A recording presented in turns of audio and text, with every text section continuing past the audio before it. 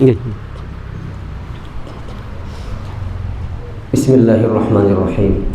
Assalamualaikum warahmatullahi wabarakatuh. Alhamdulillahi rabbil alamin. Wassalatu wassalamu ala asyrafil anbiya'i wal mursalin sayyidina wa nabiyyina Muhammadin wa ala alihi wa sahbihi ajma'in. Wa ba'd. Laqad qala Allah subhanahu wa ta'ala fi kitabihil karim alladzina atainahumul kitaba yatlunahu haqqa tilawatihi ulaika yu'minuna bih. Wa qala an-nabiy sallallahu alaihi wasallam khairukum man ta'allama al-Qur'ana wa 'allamahu. Sadaqallahul 'azim wa sadaqa rasuluhun nabiyyul karim wa nahnu 'ala dzalika minasyahidin wa syakirin walhamdulillahi rabbil alamin. Yang sama-sama kita hormati dan kita muliakan Bapak Haji Sudiano selaku Ketua DMI Cabang Tanah Bumbu. Yang sama-sama kita muliakan Bapak Haji Samsuddin selaku Wakil Ketua DMI Tanah Bumbu dan juga sebagai Kepala Dinas Pariwisata Tanah Bumbu dan juga selaku tuan rumah sahibul majlis, sahibul masjid. Mudah-mudahan Allah Subhanahu wa taala memanjangkan umur Bu Hansidin berdua, memberkahi setiap langkah hidup Sidin berdua, keluarga-keluarga Sidin, kesehatan, keafiatan, keberkahan menyertai mereka, amin ya rabbal alamin. Yang sama-sama kita muliakan, kita hormati para alim ulama, para guru agama, tokoh masyarakat, para asatidz yang akan mendampingi dalam pelaksanaan program diklat tahsin surah Al-Fatihah bersama kita Ustaz Didi, Ustaz Sabri dan juga Ustaz Khalilur Rahman, para peserta, para tuan guru, para asatidz, tidak ketinggalan panitia yang susah payah untuk kelangsungan acara kita pada hari ini. Mudah-mudahan semuanya mendapatkan keberkahan dari Allah Subhanahu wa taala. Amin ya rabbal alamin. Salawat dan salam kita aturkan kepada Rasulullah sallallahu alaihi wasallam, kepada keluarga, sahabat serta pengikut beliau ila yaumiddin. Para asatidz, para peserta sekalian rahimakumullah. Kita ini kalau berkumpul di suatu majelis dan itu membicarakan tentang kalam Allah, menjadi kesepakatan ulama bahwa itu salah satu ibadah terbaik. Sehingga ada seorang syekh yang bernama Abdul Hamid Al-Himmani, seorang imam, bertanya kepada Imam Sufyan Ats-Tsauri. Sufyan Ats-Tsauri itu imam, tokoh di semua bidang ilmu agama, hadis, Quran, fikih, tafsir dan semuanya. Beliau bertanya, wahai imam, orang yang berperang di jalan Allah, apakah lebih anda cintai, lebih anda sukai daripada orang yang sibuk mengajarkan Al-Quran?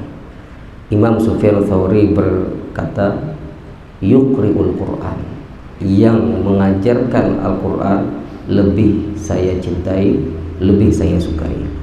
Dalam riwayat yang lain, Rasulullah SAW juga bersabda bahwa profesi pekerjaan terbaik adalah ketika seseorang itu bersinggungan dengan Al-Quran sebagai kalam Allah, baik dia membaca, baik dia mendalami isinya, baik dia menyampaikan ilmu-ilmu yang terkait dengan Al-Quran ataupun mengamalkan isi Al-Quran, dan juga berdonasi dan berkorban untuk Al-Quran dan para ahli Al-Quran, maka semuanya adalah sesuatu yang terbaik di sisi Allah Subhanahu wa taala. Jadi perkumpulan kita pada pagi hari ini sebuah kemuliaan yang luar biasa, karena juga ada satu riwayat Rasulullah mengatakan kepada para sahabat, kata Rasulullah, andai di waktu seperti ini pagi kalian itu pergi ke pasar dan mendapatkan setiap orang itu satu unta atau dua unta atau tiga unta yang dia betina, Kalau bibinian kan unta ini kan talarang karena ini mengandung, hamil, gonol awak lama. Apakah ada yang mau? Ujar Nabi. Kata para sahabat, siapa yang tidak mau? Karena unta termasuk sesuatu yang mahal di sisi orang Arab. Kemudian kata Nabi SAW, kalian pergi ke satu masjid atau langgar maupun musalla, belajar satu ayat atau dua ayat dari Al-Quran, itu lebih baik daripada mendapatkan satu unta atau dua unta tadi. Jadi perkumpulan kita seperti ini, berharap mudah-mudahan Allah Subhanahu wa taala memuliakan kita di dunia dan di akhirat. Baik, kemudian Al-Qur'an yang itu adalah kalam Allah, ghairu makhluqin, yang bukan makhluk. Kita baca, maka Allah Subhanahu wa taala yang pemilik kalam ini akan memperhatikan dengan bacaan kita. Kalau bacaan kita itu baik, bagus, maka Allah sebagai sahibul kalam, yang punya kalam itu, akan merasa nyaman, ridha dengan bacaan tersebut. Allah pun akan meridai. Pun juga demikian, kita jadi imam, bacaan kita ini baik, bagus, nyaman didengar, maka makmum pun walaupun sangat nyamuk kada merasa dengan lantunan ayat suci Al-Quran tadi. Ada juga mungkin sebaliknya, bacaannya balagu bagus, tapi bacaannya kada bagus, makhrajnya kada pas, sifatul hurufnya kada pas, matnya kada terjaga, maka nang di belakang ini asa hendak benar ampih, asa hendak benar salam sudah.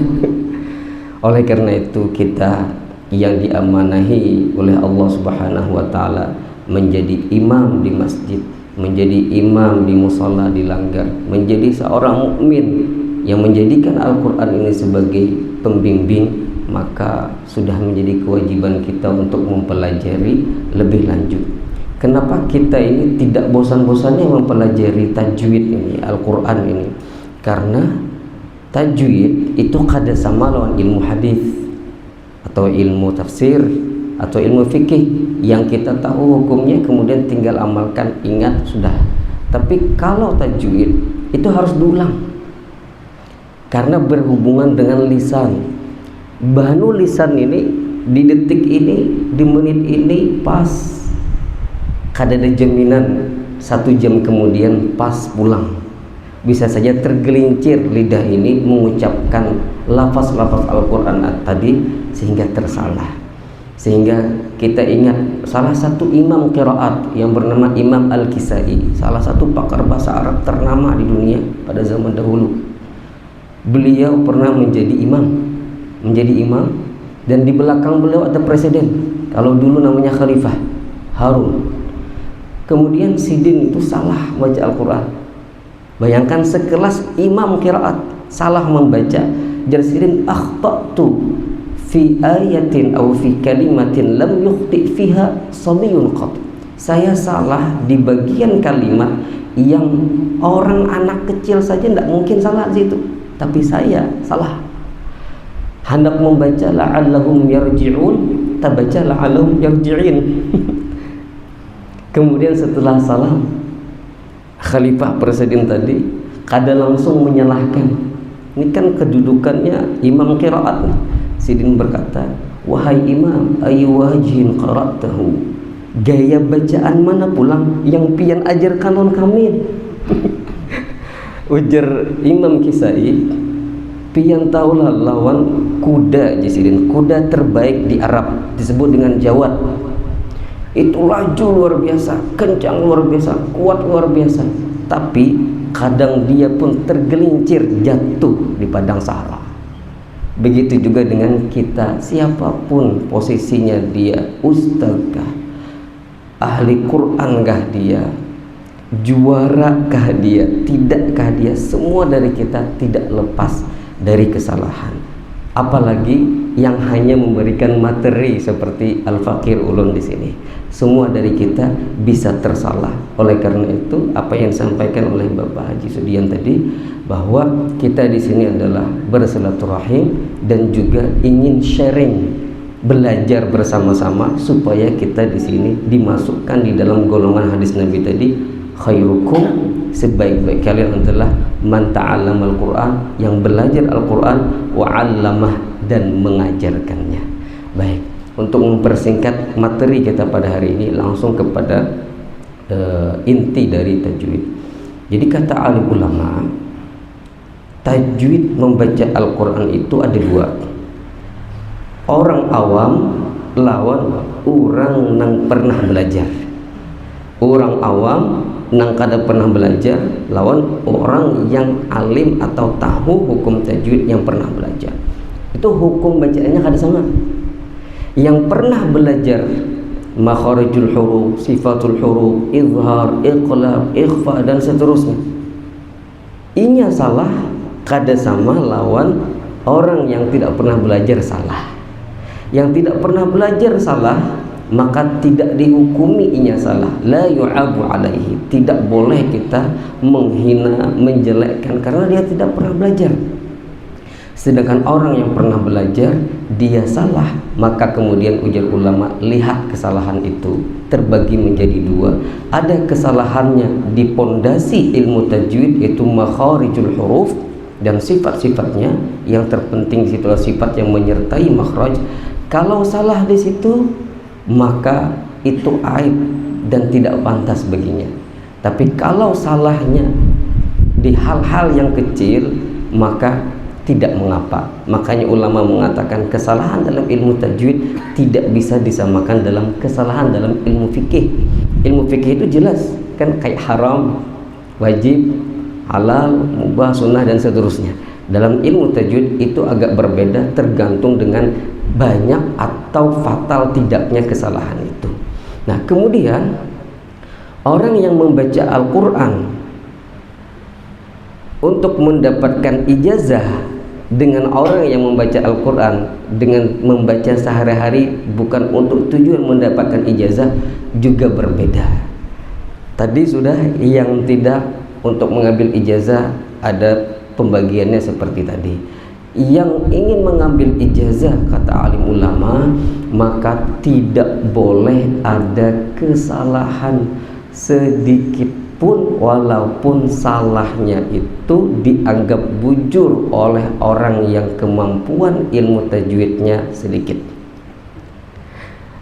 Nah, kita ini hari ini dan sampai 2 atau 3 hari ke depan adalah di kondisi mengambil ijazah, yang walaupun ijazah yang kita ambilin hanyalah surah Al-Fatihah atau beberapa surah-surah yang lain.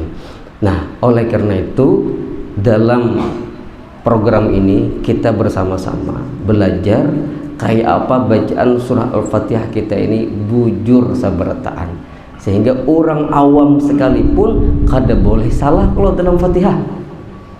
Nang kada boleh salah orang awam itu surah Al-Fatihah, Allahu Akbar pada saat mengangkat takbir pertama, takbiratul ihram, kemudian tahiyat akhir, tasyahud akhir, at-tahiyatul sampai wa ala ali sayyidina Muhammad, kemudian salam pertama yang di dalam fikih disebut dengan rukun qauli. Nah, Ibu Pin itu pasti lebih tahu daripada ulun sendiri bahwa rukun qauli ini kita kada boleh salah.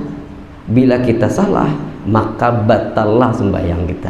Oleh karena itu orang awam tadi yang dia membaca sehari-hari kada pernah belajar, tak salah inya masih dimaafkan. Tapi di dalam yang ini tadi kada boleh salah, artinya wajib belajar.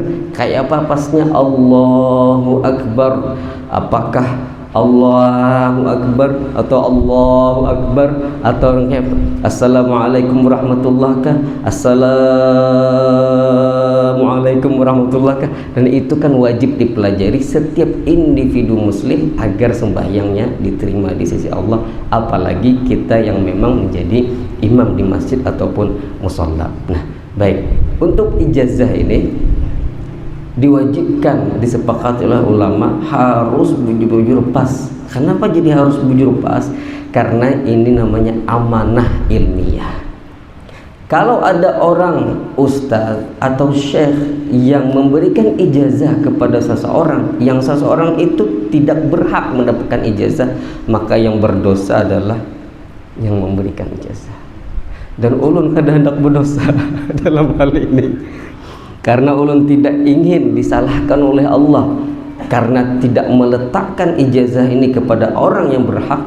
Maka ulun mohon izin, mohon maaf, terpaksa kami di sini bersama-sama mentahsin sama-sama bacaan kita nang mana yang dirasa agak perlu diperbaiki, maka kami mohon izin akan menegur untuk memperbaiki. Jadi ulun bapak dah dulu, andai ada yang diperbaiki, terpaksa nanti kami sampaikan untuk diperbaiki. Dan mohon maaf sekali lagi, tidak menggurui Buhan Pian, tidak melajari Buhan Pian, dan ulun yakin Buhan Pian lebih mengerti daripada kami-kami yang ada di sini.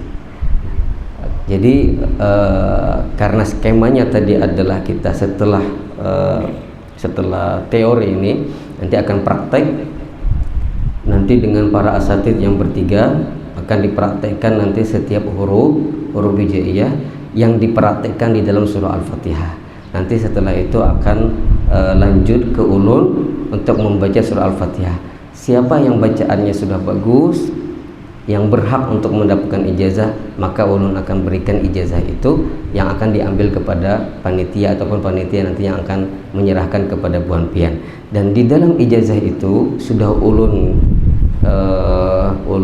atur kalimatnya, yang walaupun pakai bahasa Arab, ulun tulis di situ laqad qara'a alayya, misalkan siapa naran Buhan Pian telah membaca kepadaku fulan bin fulan surat Al-Fatihah wa wajadtuhu mutqinan, dan saya dapati bahwa fulan bin fulan ini betul-betul membaca surah Al-Fatihah dengan hukum tajwid yang benar, tidak ada kesalahan. Wa talaba minni an ujizahu, dan meminta kepada al-faqir untuk ulun ijazahkan, maka ulun ijazahkan menurut ijazah yang benar menurut para alim ulama. Tapi di situ ulun garis bawahi asna qiraatihi alayya, pada saat yang bersangkutan membaca kepada ulun. Artinya apa? Artinya yang jadi acuan ulun itu adalah pada saat pian membaca kena di hadapan ulun. Bila saat itu bacaan Buhan Pian pas, maka dianggap pas. Walaupun misalkan andaikan imbahnya kada pas lagi, dan itu ulun karena aslinya kada tanggung jawab lagi. Ya kita tidak mau bacaan sekarang baik tapi nanti kada baik lagi.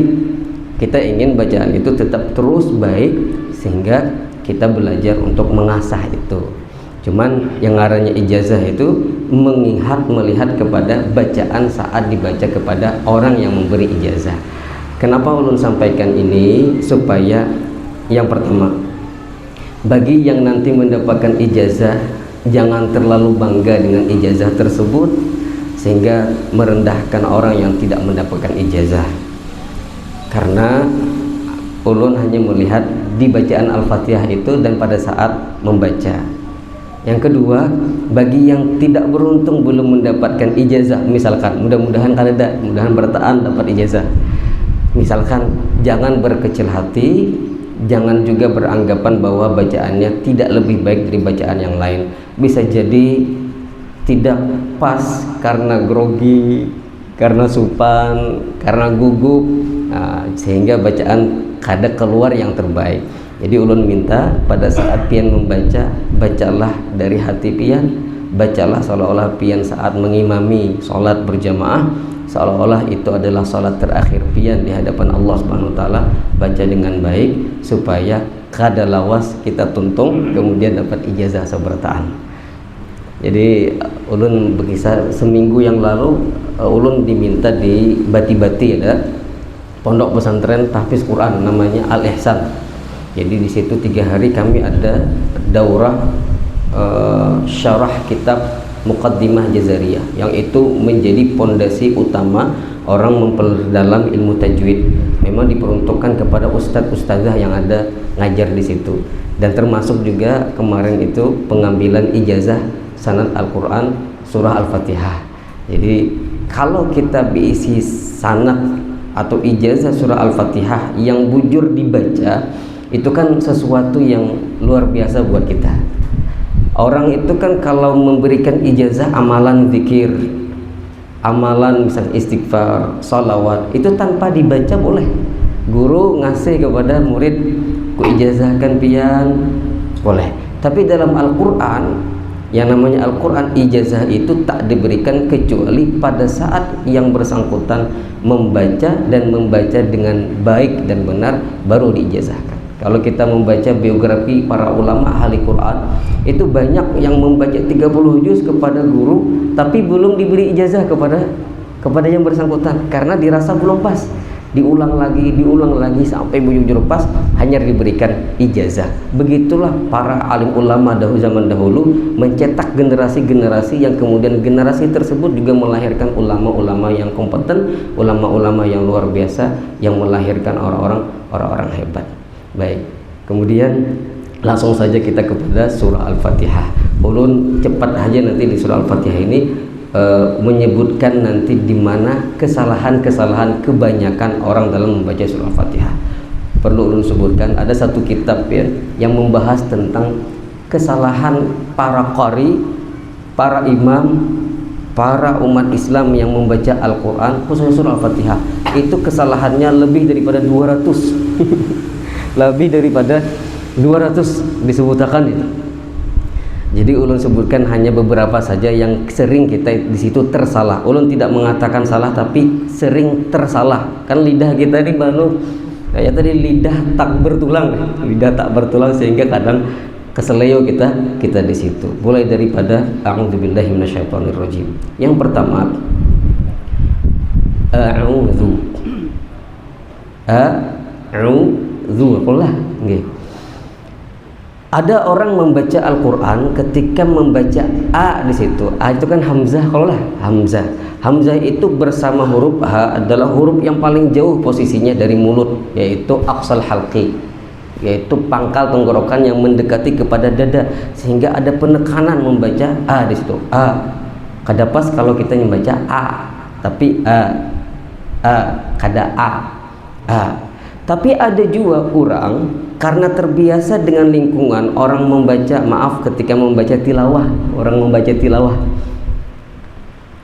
Assalamualaikum warahmatullahi wabarakatuh, kan kayak itu tuh ya. Kan Assalamualaikumnya penceramah lawan qari ini kan lain. Kalau lah bila qari ini Assalamualaikum warahmatullahi wabarakatuh, a'udzubillahi minasyaitonirrajim, kan kita kalau lah jalan guru. Sering tahu gimana. Jadi A-nya di situ ditebalkan sehingga salah. Kenapa ditebalkan? Karena tadi suara tidak dibuka sehingga lahirlah suara hamzah yang seolah-olah ditebalkan.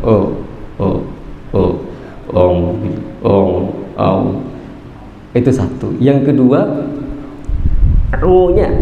O-nya kada panjang lagi, seharusnya kan panjang. A'udzubillah. Tapi karena terbiasa dengan gaya di lingkungan seperti itu, a'udzubillahi minasyaitonirrajim, kan salah benar tuh, salah fatal itu, hilang sama sekali. Itu yang kedua. Nah, ulun ingat, jadi ada salah satu pujangga syair di zaman dahulu. Si ini kan pujangga syair, harap mula syair, tapi bukan ahli Al-Quran. Suatu hari datang kepada satu syekh ahli Al-Quran ingin mendapatkan ijazah. Banggaran mendapatkan ijazah ini kan selektif sedikit, kalau boleh salah. Lalu kemudian pada saat proses ingin membaca dan mengambil ijazah tadi, si pujangga tadi banyak salah terus berhari-hari, bahkan berbulan-bulan kada tuntung Fatihah. Sampai akhirnya judulnya itu dia mendapatkan ijazah bismillah. Ijazah bismillah lain ijazah Al-Fatihah, ijazah bismillah. Sehingga kemudian beliau mengatakan, membuat syairnya panjang. Jadi Jasidin, aradtu an aqra'a ayallahi duna halhalah mujawwidan aqra'uha mahfuzatan murattalah. Ingin sekali aku membaca Al-Quran, kalam Allah, tanpa ada terulang-ulang karena salah. Membaca dengan tajwid, terlepas daripada kesalahan, terjaga dari kesalahan, bertartil seperti orang baca tilawah. Faqultu ya ustadzu 'allimni fali fiha wala. Kemudian aku mengatakan kepada ustaz, ajarkan aku, maka bagiku dan bagi anda yang ustaz tadi pahala dari Allah Subhanahu wa taala. Kemudian si ustaz tadi, ini cerita di dalam syair, kemudian mengatakan faqala ta'awwad faqultu a faqala hamiz awwala. Ujar ustaz, katakan, ucapkan a'udzu. Lalu saya pun mengatakan a. Ujar ustaz, hamiz awwalan, nampakkan hamzahnya.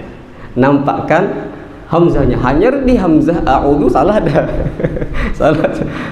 Sampai syair itu berakhir, banyak kesalahan-kesalahan, sampai di akhir syair itu si pujangga tadi mengatakan, ujar Sidin, walakinnani wa ba'du an laqaitu hadhihi zalzalah sa'ahmadullah idza ajazani fil basmalah. Setelah melihat perjuangan yang luar biasa, goncangan musibah ini, napa salah terus, dianggap salah terus deh. Kemudian aku akan memuji Allah jikalau ustadzku itu memberikanku ijazah bismillah saja. Ijazah bismillah aja syukur benar sudah. Apalagi Al-Fatihah, apalagi sasurahan yang panjang dalam Al-Quran ataupun yang 30 juz. Baik, jadi kembali kita kepada a'udzu tadi. Perhatikan sekali a-nya, perhatikan sekali ainnya bujur tipis au, dan kemudian a'udzu. Jadi ulun berkisah ada satu pondok, semua ustadznya salah bertahan.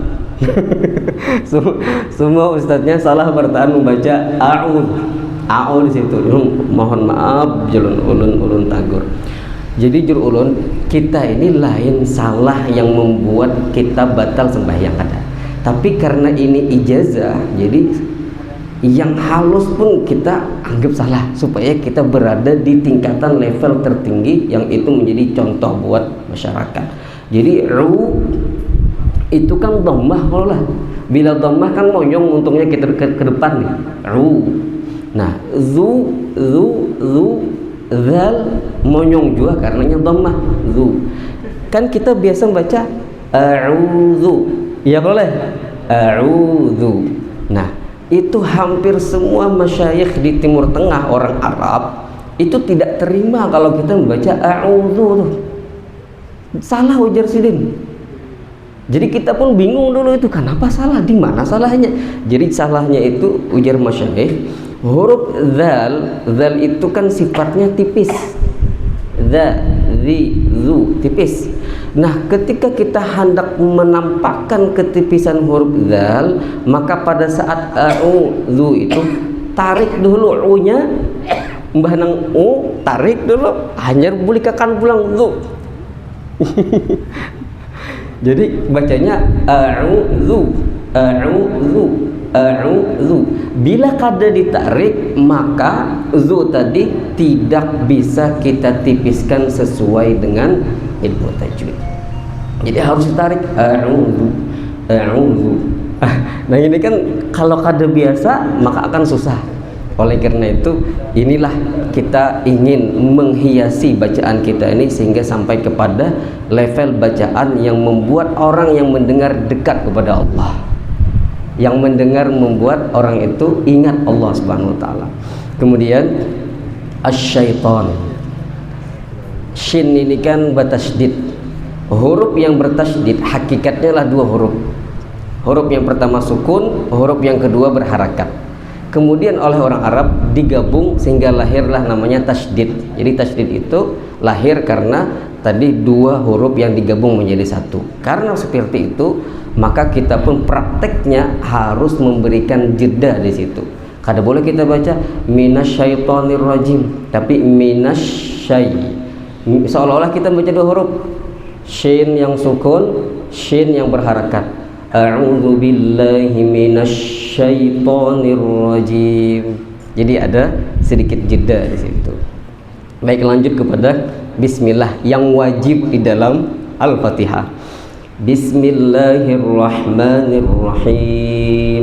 Bismillahirrahmanirrahim. Ra itu jir kita takrir jelas, bergetar.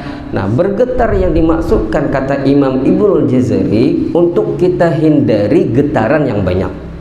Jadi disebutkan dia bergetar untuk kita hindari supaya tidak bergetar banyak, getarannya hanya sekali.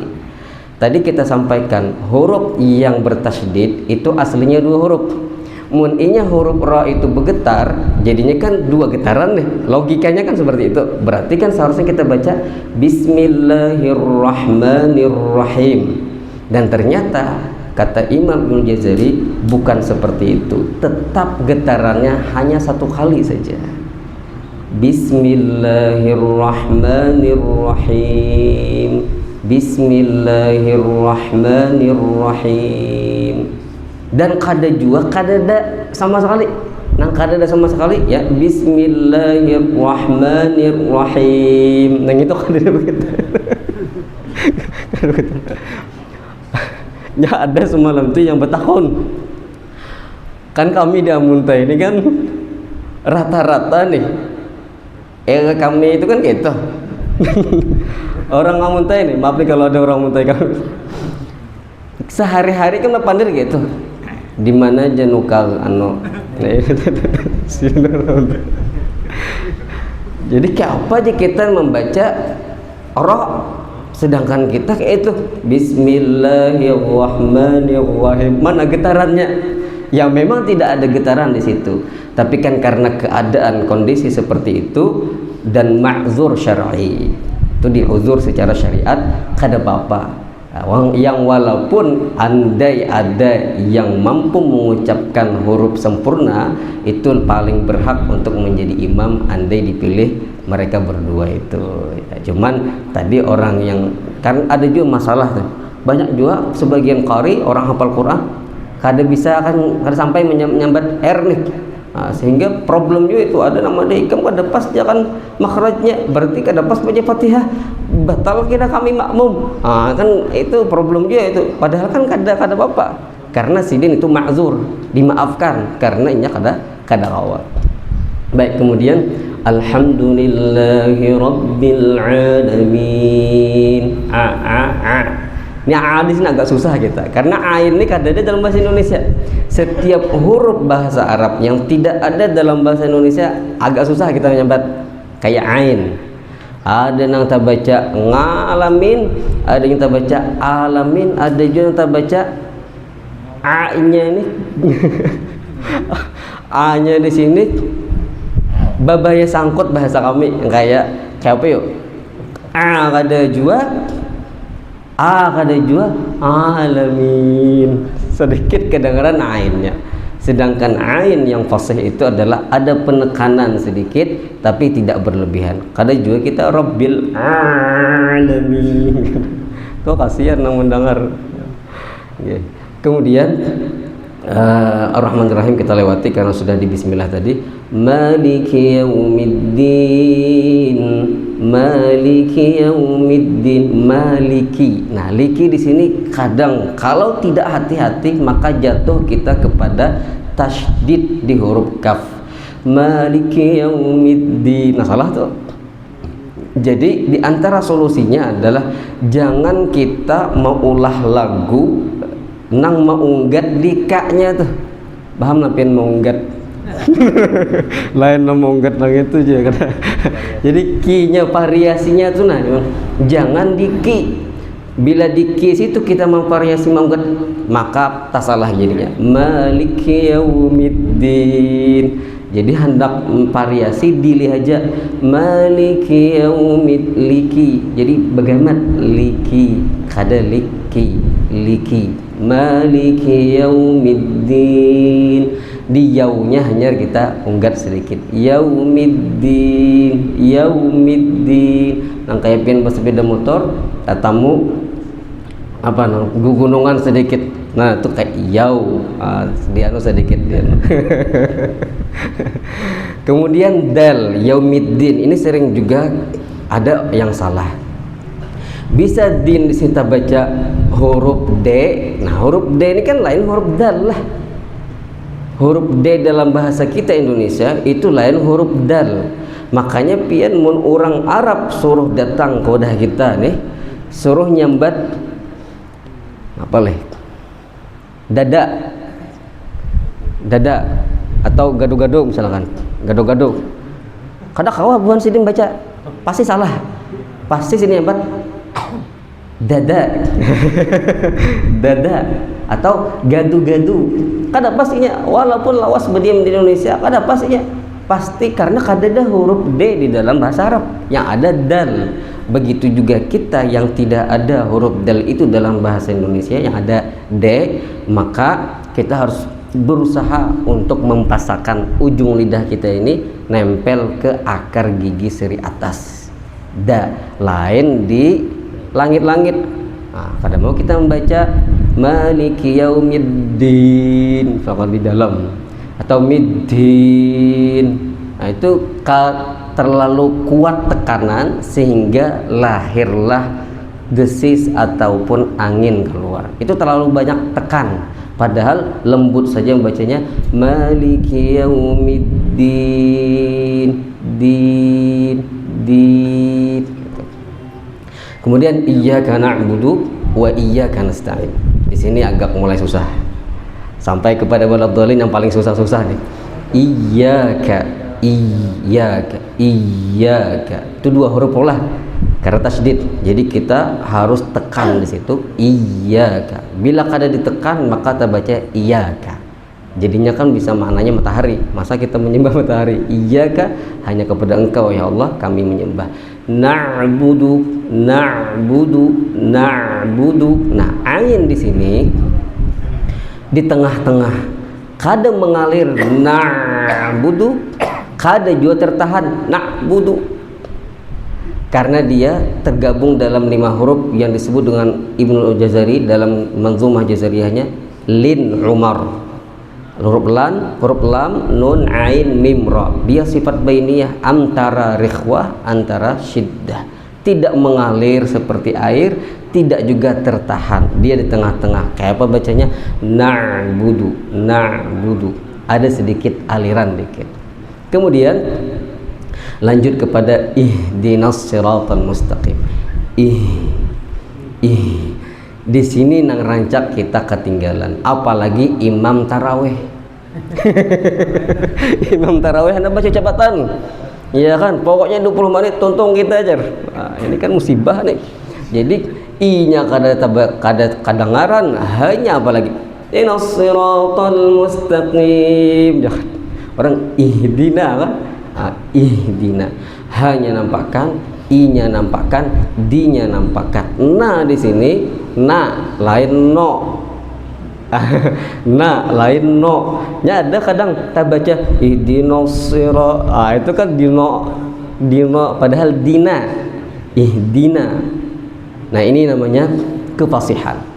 Sering ulun sampaikan, kefasihan itu hakikatnya adalah pas tidaknya kita mengucapkan fathah, pas tidaknya kita mengucapkan kasrah, pas tidaknya kita mengucapkan dhammah. Itulah puncak dari fasih tidaknya seseorang melafalkan kalimat dalam bahasa Arab, baik pada saat berpandir bahasa Arab maupun pada saat membaca Al-Quran. Nah, dina, kada mau dino tadi, dina, ihdinas siratal mustaqim. Shad di sini kan huruf isti'la, kalau lah huruf yang tebal. Kata Imam Ibnu Jazari, wa sab'u ulwin khussa daqtin qid hasar. Ada 7 huruf isti'la, huruf ta, huruf dad, huruf sad, huruf dha, huruf qaf, gha dan kha. Nah, huruf sad salah satu dari huruf isti'la yang harus dibaca tebal. Cuman pada saat posisi i-nya barisnya kasrah, maka dia tidak setebal pada saat fathah maupun dhammah. Sehingga kada boleh kita baca ihdinas ada ihdinas kayak kayak menanggung tuh, kada si kada juga kayak tanggung tuh, nampakkan saja si dan agak tipis, kada terlalu tebal karena posisinya tadi kasrah. Yang paling penting adalah tidak boleh kita membaca huruf Al-Quran, huruf apapun itu, meskipun dia tebal, mulut kita monyong ke depan kecuali dhammah dan waw. Nah ini agak susah kita. Ya boleh. Ini mohon maaf Pak, saya kira bila pas di huruf-huruf yang tebal ini ulun itihi bibirnya apakah bergerak ke muka atau kada. Bila bergerak ke muka pasal kita tarik dulu, lain ulun pang menarik pian menariknya. Jadi kita tahan kayak apa bibir kita ini tidak monyong ke depan pada saat ihdinas si, kada ihdinas si. Nah, ihdinas si, ihdinas si, ihdinas si. Kayak apa caranya supaya pas nang itu? Jangan cepat-cepat membaca di sini. Karena nya tasydid tadi, bacalah seolah-olah kita membaca dua huruf. Tahan dulu ihdinas, hanyar si, ihdinas siratal mustaqim. Nah itu. Ra-nya tebal, dan ra tebal kada perlu memonyongkan mulut ke depan. Ihdinas siratal sama ta-nya ini kan bergerak. Andai kita kada ada besi bibir pun kawa bisa mengucapkan huruf shad tadi.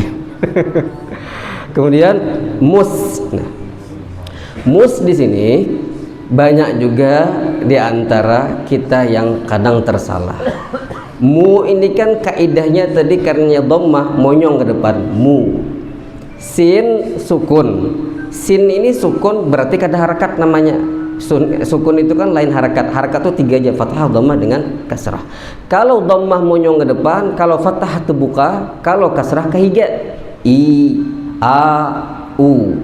Sukun bang, sukun andaknya pada saat posisi mulut kita normal. Jadi pada saat mus, nah bulikakan posisi muntung kita dalam keadaan normal. Nah kayak apa tuh? Mus, mus, mus, mus. Ingat babulik ke rumah. Jangan kada ingat babulik. Kada ingat babulik itu kayak apa? Ihdinas siratal mustaqim. Mus, mus. Nah kan beda mus, mus. Suaranya beda kalau lah. Mus kedengaran seperti tebal. Mus tipis. Kita menunaikan huruf sin yang dia sifatnya adalah istifal, yaitu tipis. Mus, mus. Nah intinya di sini harus ingat babulik tadi. Kemudian mustaqim. Qa, ku, qi. Qa, ku, qi. Qaf tebal, isti'la juga tadi. Tapi posisi qaf ketebalannya tidak setebal to, tidak setebal so, tidak setebal do, tidak setebal dha. Karena huruf isti'la yang 7 itu inya ada tingkatannya. Huruf to terbesar. Jadi huruf to itu huruf paling tebal di dalam bahasa Arab. Yang kedua huruf shad dan dot. Yang ketiga huruf dha, hanya huruf qaf. Jadi kesimpulannya qaf tidak boleh kita baca sama tebalnya dengan shad. Kadang mau kita baca qala Rasulullah sallallahu alaihi wasallam, itu terlalu tebal. Apalagi kalau posisinya dia kasrah.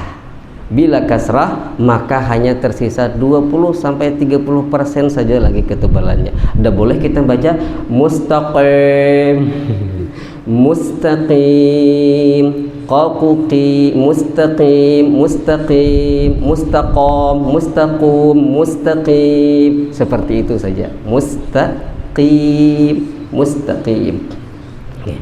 Kemudian siratal ladzina an'amta 'alaihim, yang sering salah di sini adalah ketika maghdu. Ghain ini kan salah satu lagi huruf isti'la. Tapi inya posisinya paling uncit dengan kha. Ketebalannya tidak setebal qaf, dha dan seterusnya. Nah, dia sekarang sukun. Huruf ghain sukun, dan ghain ini sifatnya dia mengalir saikit. Dia rikhwah. Kada pas kalau kita baca ghairil maghdu, kada pas juga kalau kita baca ghairil maghdu, terlalu alir. Yang pas mau. Nah ini kita kada kawa mengalirkan ghain kalau muntung kita ini kada tabuka pada saat membaca ma tadi. Ma ni bila ma ni kada terbuka, maka ma-nya kada pas, ghainnya pun tidak akan pas. Kenapa? Karena gha ini kan di sini adnal halqi sama dengan kha, tenggorokan. Kalau muntungnya kada terbuka, suaranya kada terbuka, maka jangan harap kita pas mengucapkan huruf ghain tadi. Jadi buka ma, maka ghain akan pas ma. Bila ma-nya ini kada terbuka, mau kan banyak tuh gitu mau. Ulun ingat bener. Jadi dulu imbah kawin, ini kisah imbah kawin. Jadi mamanya di rumah nih hendak tahsin surah Al-Fatihah.